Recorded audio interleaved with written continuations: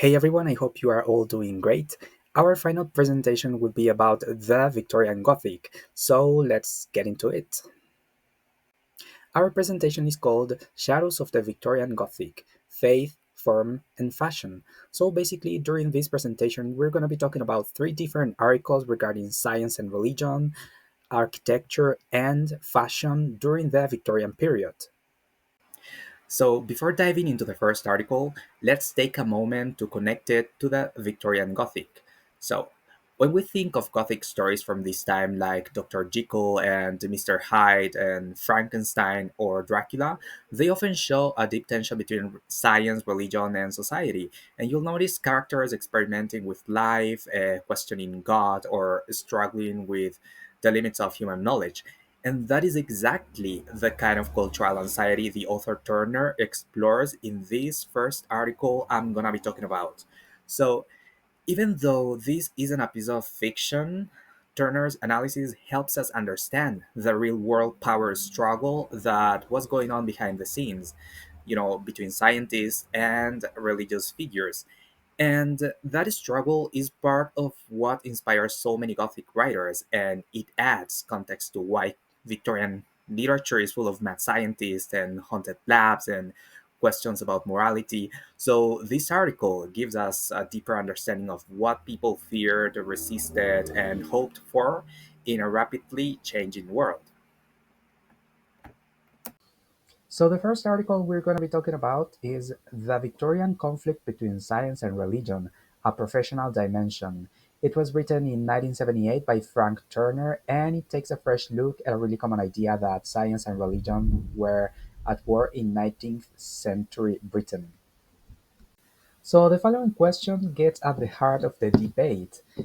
Was it truly a war of ideas between science and religion, like a grand philosophical clash? Well, according to Frank Turner, not quite, because he argues it wasn't really about theology or deep belief systems, and instead he says that it was about who would control knowledge. It was like a battle over professional authority between clergy and emerging scientific elites.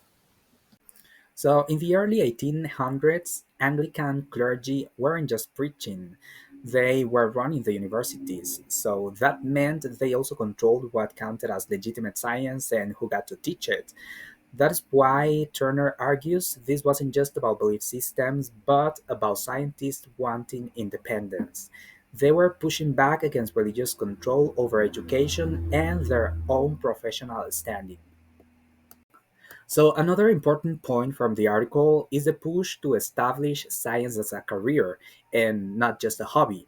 So, basically, scientists like Thomas Huxley and John Tyndall weren't just interested in science for its own sake, but they wanted to make science a real career, something separate from the church.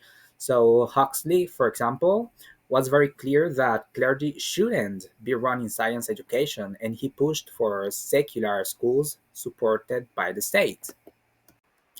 Turner also points out that scientists started using historical examples like the story of Galileo to paint religion as a force that held back science. And this wasn't always about personal belief, since many scientists still had religious views.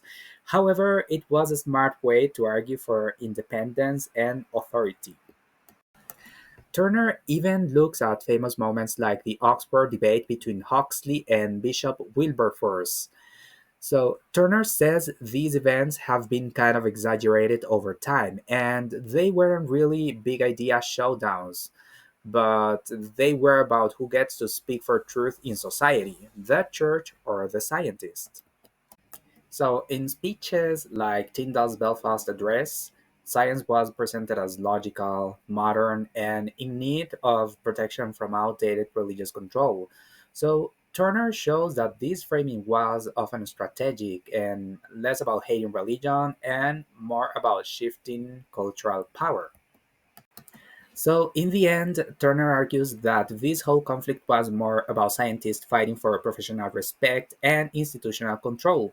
So, it was a power shift, not a belief war. And by understanding that, we can see how history has sometimes oversimplified the whole science versus religion story. So, what Turner shows is that the conflict between science and religion in Victorian Britain wasn't just about belief. It was really a struggle for power, and scientists like Huxley and Tyndall wanted to break free from the church's control, especially in education, and establish science as a serious independent profession. This shift in authority connects directly to the fears we see in Victorian Gothic literature, stories filled with mad scientists and dangerous knowledge and the breakdown of old beliefs. And the Gothic reflects real cultural tensions about science taking over the role of religion of that time. And these anxieties didn't just stay in books, they shaped the architecture of the time too. So, to explore that darker physical side of the Gothic, I'll hand it over to Jose, who will take us into the eerie world of Gothic architecture. Thank you. Hello, everybody. In this part of the presentation, we're going to analyze the Victorian Neo-Gothic architecture, as it is shown in the article by Maribel Serrano Macias, British Influence in Jerez de la Frontera, a project for a Victorian mansion by John Pritchard, 1864. In this article, Maribel describes in detail all the elements of this mansion that was never built, but whose design and plans are preserved in the Gonzales and Baez Foundation, which were the source that she used for the writing of her article. So, in this presentation, we are also going to make like kind of a summary of what was written in that article about the Gothic elements of this mansion. The Gonzales and Baez enterprise was born as product of the partnership uh, of these two businessmen. One of them was Manuel Maria González Angel, who was a wine trader who exported wine to the United Kingdom from Jerez de la Frontera, which was a region with a great cultural influence from the United Kingdom. In doing so, he thrived so much that he came up with this idea of building this monumental structure in order to build up his empire. And this was not the only project that he had in mind. He wanted to build up a whole citadel in which he could show off his power when it came to manage a business like this. To start with, we're going to analyze the internal design of this building. According to the article written by Maribel Serrano Macias, this place was conceived as a castle. In this place there was a segregation of class. So, for instance, you can find that Manuel Maria Manuel Maria Gutierrez Angel and his family lived in one part of the mansion. They were the owners, and their employees lived in another. So they were separated.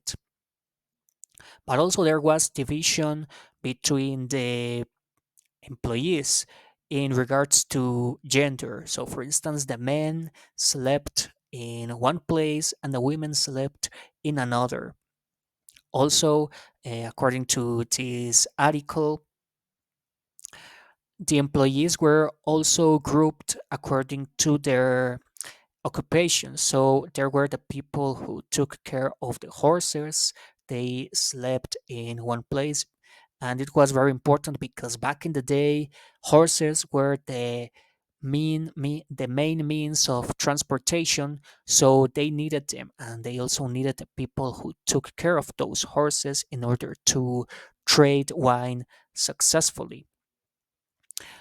Well, as you can see, also there is this idea of sharing a common space, sharing a space that not only was a domestic space but also a laboral space.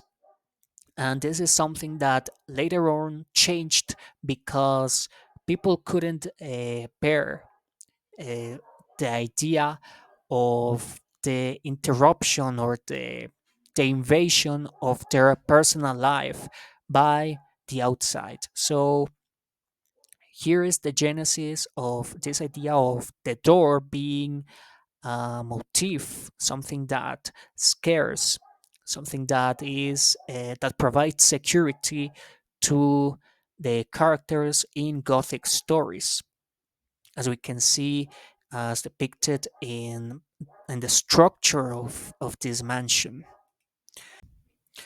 Another important element that is part of the Gothic architecture and also that we studied during class that is present in this article is the pointed arcs. As you remember, they were these arcs that have this form of a triangle almost, and it is very significant in this building because, according to the article, the first plant was a gallery of pointed arcs, and they provided shadow for people to sit and refresh and enjoy of the landscape. And the idea of doing this was to adapt to the climate, to the weather of the region of Jerez de la Frontera, which was very hot. So the idea of providing this freshness was something that really would have contributed to the experience of living in this place. Also, very important to point out is the fact that the tallest pointed arc of this first plant of this gallery was used as a portico to enter into this mansion. So it was like a threshold to enter a different world because at the end the experience was that of being outside and entering this edifice that was meant to convey richness and prosperity. Well, another important element that was also studied in class was the idea of the decoration of these buildings, and one that is very significant in this building called La Quinta de Alamedas is that it has a, a trilobed pattern around its pointed arcs. That means that they had like mountains, like small mountains, forming a semicircle, and the three were like together, and they looked like a flower that was blossoming from this building. So the idea of adding this type of decoration to these buildings also gives that impression that they want to convey liveliness, that they want to tell you that you are entering into a place that is alive. The spires are also a very important and very representative element of these buildings, of the neo Gothic edifices. And even though in this case it is not present, we can see that it is replaced by chimneys that also seem to be piercing for the sky and that give that impression that they want to make you look up and feel small.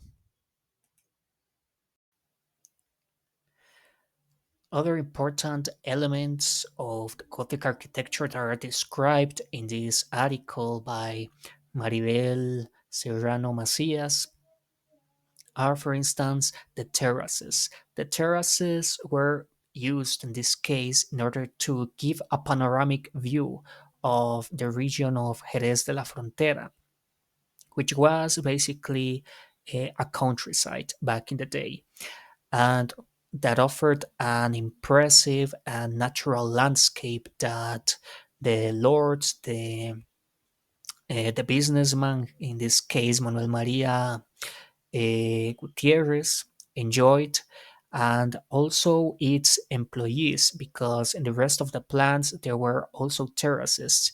And the most important one that is mentioned in this article is the one that is in the attic.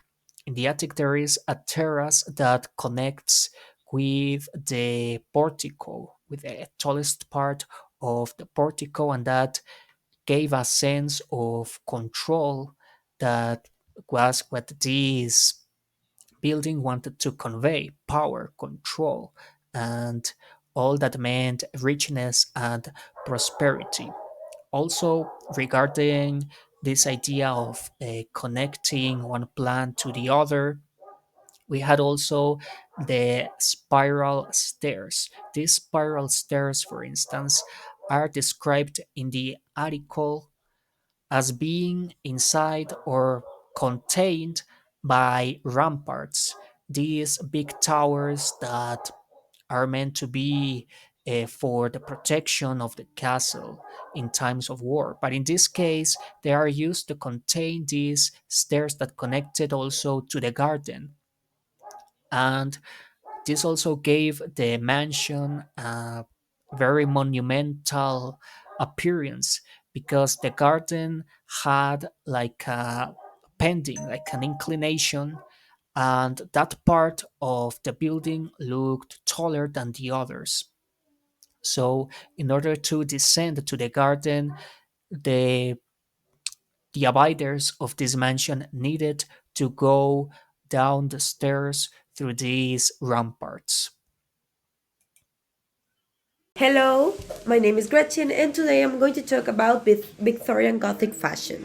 Well, the Victorian Gothic fashion emerged during the Victorian era from 1837 to 1901. This period is marked by significant social, cultural, and technological changes in Britain. This style reflects the darker and romantic elements of Gothic literature and art. This fashion is characterized by a fascination with death, the supernatural, and the grotesque, and this movement itself. It draws inspiration from Victorian mourning practices, where elaborate attire was worn to signify loss and grief.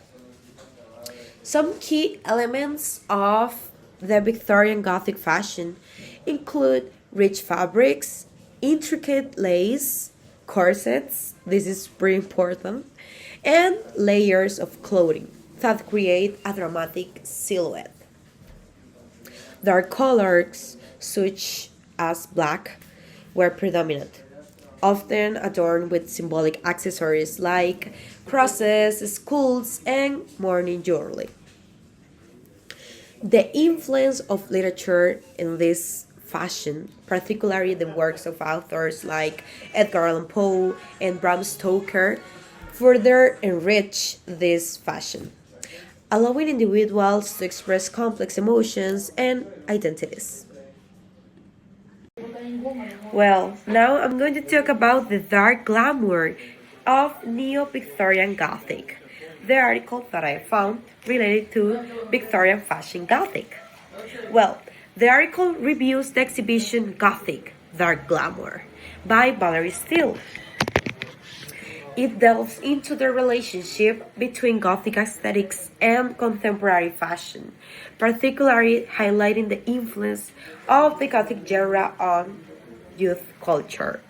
Well, the review begins by referencing Rihanna's performance at the 2008 MTV Video Music Award with her Gothic inspired outfit and thematic elements, captivating an audience of over 1 million viewers. Well, this performance underscored the growing fascination with Gothic motifs in popular culture, especially among teenagers. Well, another example that the review mentioned was the success of the Twilight series, of course, which sold millions and millions of copies and was adapted into a film. This exemplifies this trend as it introduces a new generation to vampire literature and narratives, for example. Additionally, HBO's True Blood, based on southern vampires and mysteries related to these southern vampires, reflects the continued interest in Gothic themes. And there is a theoretical commentary on American culture. Well, Steele's exhibition also highlights the Victorian period's morbid allure as a vital aspect of the Gothic's the contemporary revival. Some research, like Cora Copland's called Victoriana, and collections like Victorian Afterlife establish connections between recent Victorian revivals and Gothic aesthetics. The exhibition features garments that echo Victorian morning attire, such as Terry Mugler's collection that is called Camailleux de Roses. Are some examples that are mentioned in the article. Well, now the article mentioned a recognized symbol of Victorian fashion, the corset. It features prominently in the exhibition. Yohei Yamamoto's work embodies a contemporary interpretation of this iconic garment, evoking these historical practices while addressing modern sensibilities. Well, the exhibit further explores the concept of ruination through housing challenges deconstructed garments, which reflect the Gothic theme of decay and transformation. Steele's exhibition ends with the Cabinet of Curiosities, where Victorian memorabilia and modern Gothic accessories coexist. This space invites reflection on the parallels between past and present styles, highlighting how both eras inform each other within the Gothic discourse. Well, in conclusion, the dark glamour of Neo-Victorian Gothic offers an engaging examination of the complex connection between Gothic tales and style. Well, through the integration of historical and modern aspects, the exhibition prompts audiences to reevaluate their identities. From a Gothic perspective, ultimately uncovering the cultural importance of these stories in influencing contemporary aesthetics.